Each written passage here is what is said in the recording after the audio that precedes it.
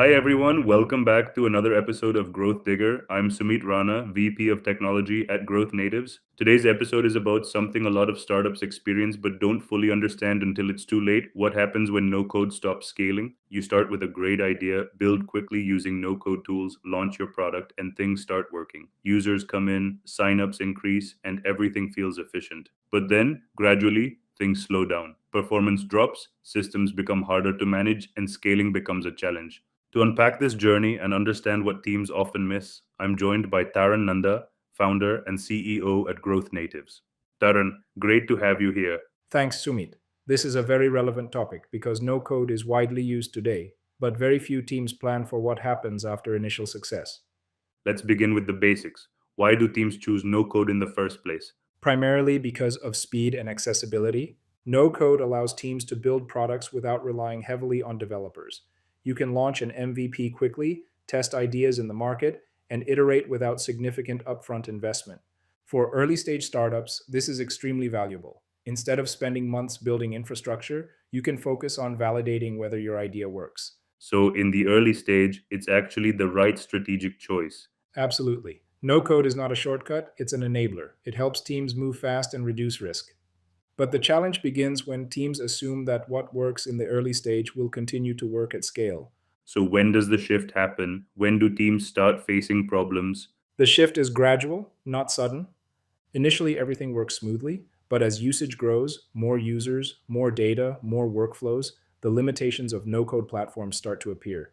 You begin to notice slower load times, reduced flexibility in handling data, and difficulty implementing more complex logic. These are not technical errors, they are inherent platform limitations. And because the system still functions, teams tend to ignore these early signs. Exactly. The product doesn't break completely, so the urgency isn't felt immediately. Teams often say, we'll address this later, but that delay is where the real cost begins to build. Let's talk about performance specifically. How do these issues show up in day to day operations? Performance issues in no code systems usually develop incrementally. You might see pages taking slightly longer to load, dashboards becoming slower as data increases, or automations behaving inconsistently. At the same time, support tickets begin to rise, and internal teams spend more time troubleshooting. So it's less about failure and more about inefficiency increasing over time. Exactly. The system continues to operate, but it becomes less reliable and harder to maintain. And because the decline is gradual, it often goes unaddressed until it impacts user experience significantly. Where does technical debt come into this picture? Technical debt starts accumulating when speed is prioritized over structure for an extended period. In no code environments, this often appears as multiple tools connected together, repeated logic across workflows, and a lack of documentation. Over time, systems become complex and difficult to understand. And that creates dependency on a few individuals. Yes, in many cases, only one or two people fully understand how the system works. If they leave or shift roles, the organization struggles to maintain or scale the product. That's when teams realize that what they've built is not scalable infrastructure. It's a fragile setup. This leads to an important question. How should teams think about no code versus custom development? The key is to approach this decision pragmatically, not emotionally. No code is ideal when you need speed, when your product is still evolving, and when traffic and complexity are manageable. Custom development becomes necessary when scale increases, performance becomes critical, and business logic grows more complex. So it's not about replacing no code, it's about transitioning at the right time. Exactly. No code helps you get started.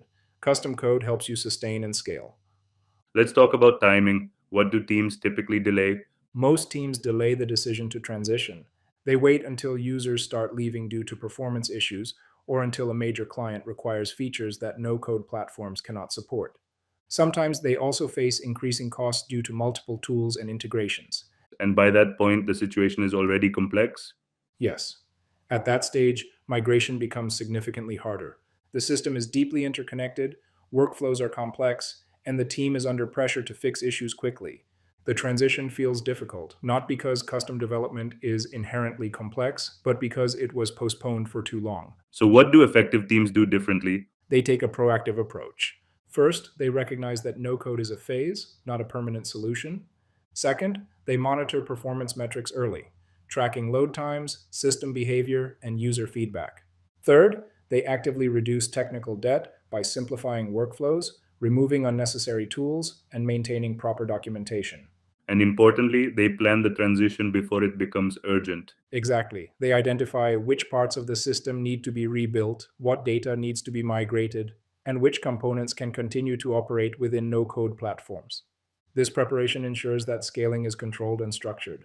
How should teams fundamentally think about no code? No code should be viewed as a starting point, not an endpoint. It provides momentum, reduces entry barriers, and enables rapid experimentation. But as the product grows, stronger and more flexible foundations become necessary. So the real issue is not no code itself, but ignoring its limits. Exactly. When teams understand its role in the life cycle, they can use it effectively without being constrained by it later. Let's close with key takeaways. What should listeners remember from this discussion? Three things. First, no code is extremely valuable in the early stages. It accelerates product development and validation.